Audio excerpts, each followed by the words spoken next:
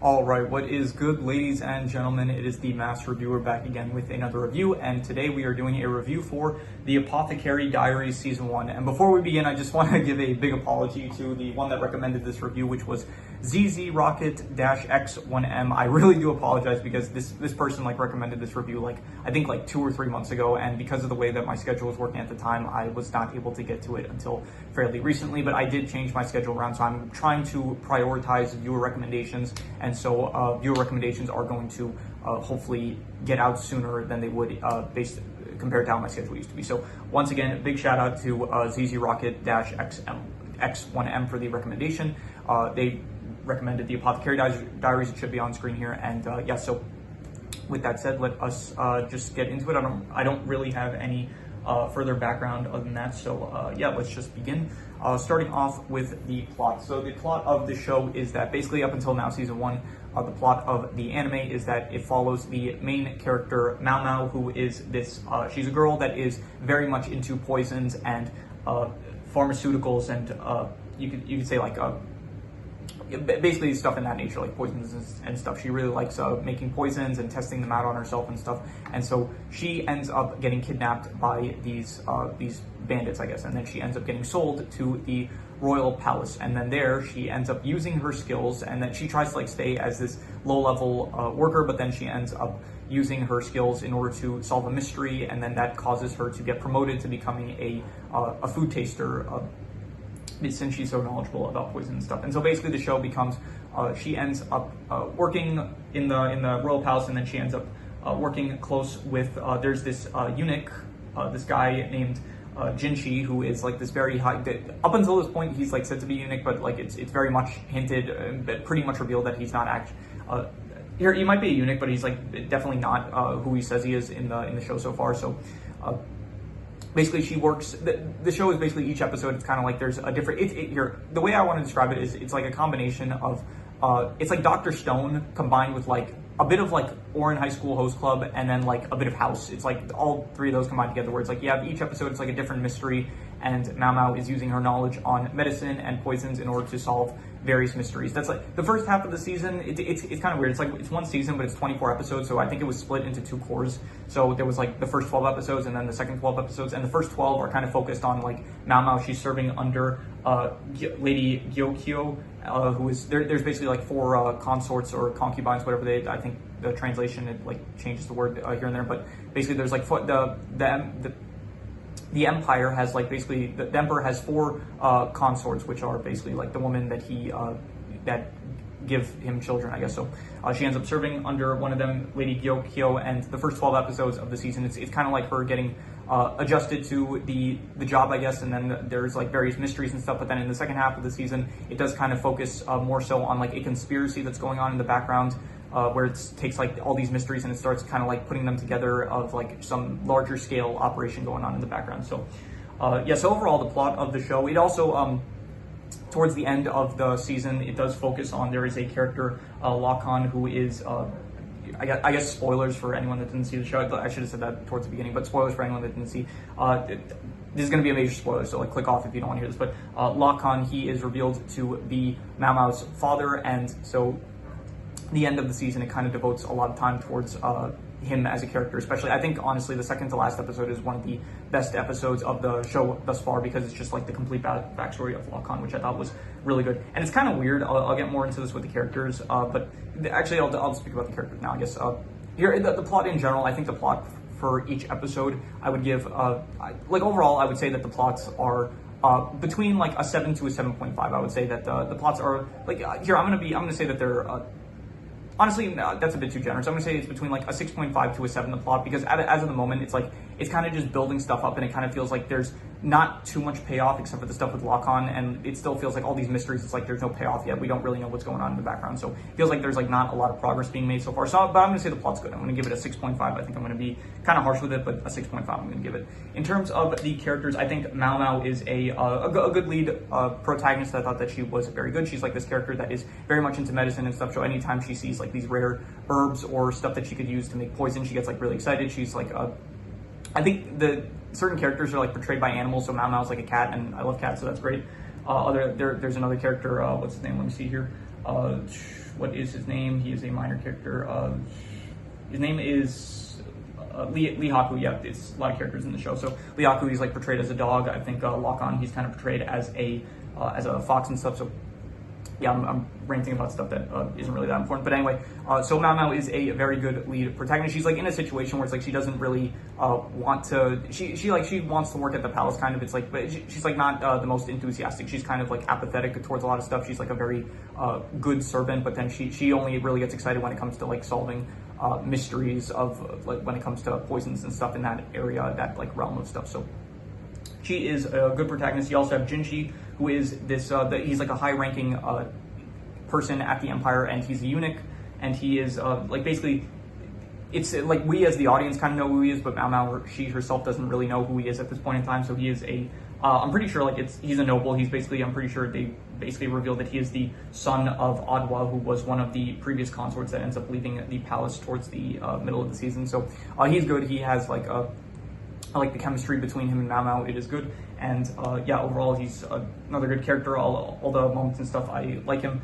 And what else? We have secondary characters here. Gao Shun, who is the basically the servant of, he's like Jinshi's assistant, basically. And he's also good. Like, I don't think there's any bad characters, really. I'll just kind of go through them quickly. I think when after I review season 2 of the show, whenever I get to that, I will probably do a character ranking up to that point. But I'm pretty sure like season 3 is also supposed to come out relatively soon, so I might just wait until that comes out and then do a character ranking up to that point. But anyway, Gyokyo, she is the lady, she's the concubine that basically, that Mao Mao serves under for a lot of the first half of the season, and she's good as well. Here, I'm just gonna like mention only the ones that feel important to mention. Lock-On, he is honestly, it's kind of weird with him because like the entire, when he's introduced, which is basically like halfway through the season, they try to portray him as like this really like evil dude and stuff, and then it's like, but then when you get to the end of the season, they kind of like reveal a lot of information about him, and then in hindsight, it's like he never actually does anything that's too evil. Like the entire time, the only like really malicious thing he did was like he kind of gave like these difficult tasks to Jinshi, which in turn he would give them to Mao Mao to try to complete, like find blue roses and stuff. But other than that, like he helped Mao Mao get into the palace, like past the guards and stuff, to save Jinshi when he was going to get crushed by like pillars and stuff.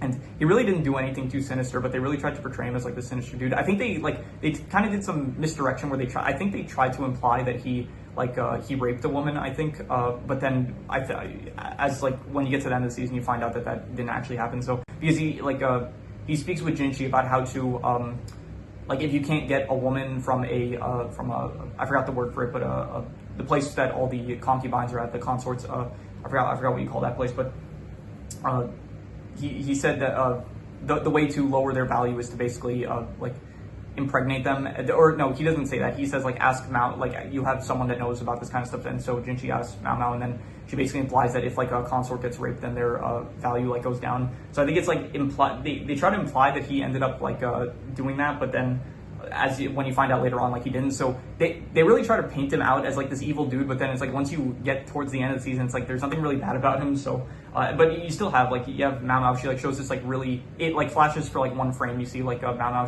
when she's talking with Jinshi, when Jinshi like asks her, Jinshi basically asks Mao Mao, he says, there's this guy like that wants to meet you, which is Lock-On, and then she like shows him this like really disgusted face and stuff, and so she like really like hates this person, and so you would think like they're kind of implying, I think, that he ended up giving syphilis to Mao Mao's mother. So I think that like that's kind of like what you understand from like all the information that you're given. At least that's what the conclusion I came to. Like, okay, she doesn't like him, assumingly because he, or I don't know, maybe I'm misinterpreting like what the information given. But anyway, so it's like but then at the end of the season, she's like, I dislike him, and it's like, and up until those points, like it seems like you really hated him, and then even Jinshi says that like. So Lock-On in general, I like him as a character. I thought like, especially towards the end when you find out information about him, I thought that he was actually a really good character, and honestly maybe my favorite in the show up until this point. But yeah, it's like weird how they handle his character, like how they try to portray how he was in the show. So anyway, any other minor characters? There's some other consorts, some other like workers and eunuchs that I think they're all good. There's Doctor, the quack doctor that Mao Mao kind of becomes friends with. There is Lee Haku, who I thought was good. There's some of the other consort workers that work. There's like the concubines that work at the, I don't know what it's called, like the place that actually I can just look this up. So give me a second here. All right, I checked. The word is called brothel, and it is called the Verdigris house. That is where Mao Mao used to. We'll get into that with the settings. But anyway, so overall the characters I would say are I would go with. I know, like, very good. I'd say a 7.5, I would say, for the characters. I thought that the characters were very good.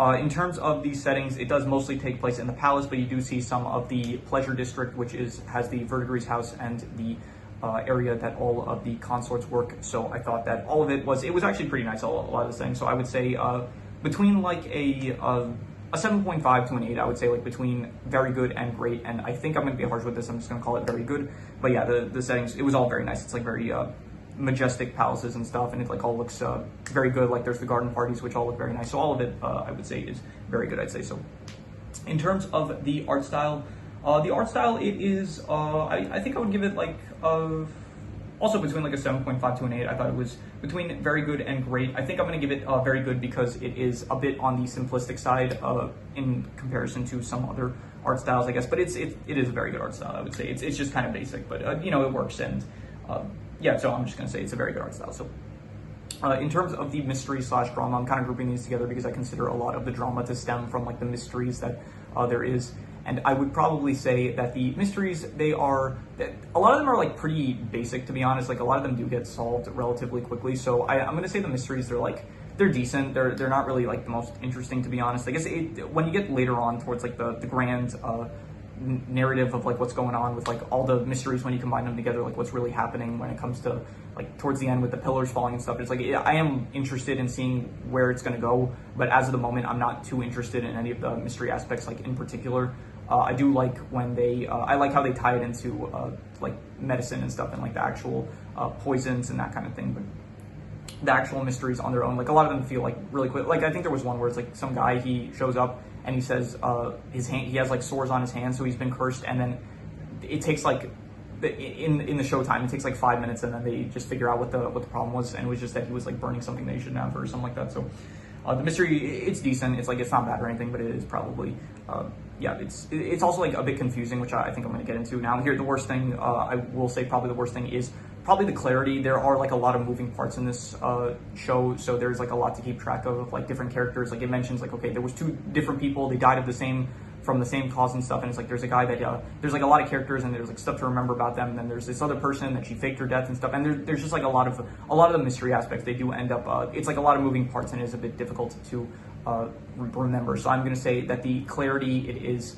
I'm going to say not good. I'm going to give it a 4.5, which is the worst thing in my opinion. It is a bit difficult to, maybe I'm just not good at following along, but there are mysteries with that. Like, here, the Knives Out movies, like, I was able to pretty easily comprehend like the Knives Out movie, so I'm not going to say that it's necessarily on me if I couldn't understand what was going on. I think like if a good mystery should be able to like the audience should be able to follow along without too much difficulty. And it's not that like it's bad or anything, it's just that there are a bit too many moving parts that make it a bit difficult for me to comprehend like everything that the large scope of the picture. I think like later on, maybe in the second season, maybe they'll like help to clarify it a bit better, but for now I'm going to say that the clarity is the worst part for me. So yeah, the best part I am going to say is I think the best part is, I'm not sure, maybe I want to say the characters as a whole, but I do specifically like, I really like all the parts with Lock-On. I think Lock-On as a character, he is like better than I think most of the other characters. I think here, I'm going to say Lock-On, Jinchi. No, I'm going to say the characters as a whole, but honestly, I'm going to raise the score for the characters. I think the characters are, I kind of want to raise it from a 7.5. I'm going to change it. I'm going to make it an 8 out of 10. I'm going to do 8 out of 10 for the characters. I honestly think that the characters are great. I feel like 7.5, it's like a bit low, so I'm going to be very generous with this. I'm going to say that the characters are an 8 out of 10, and I'm going to reuse that as the best score. So 8 out of 10 for the characters.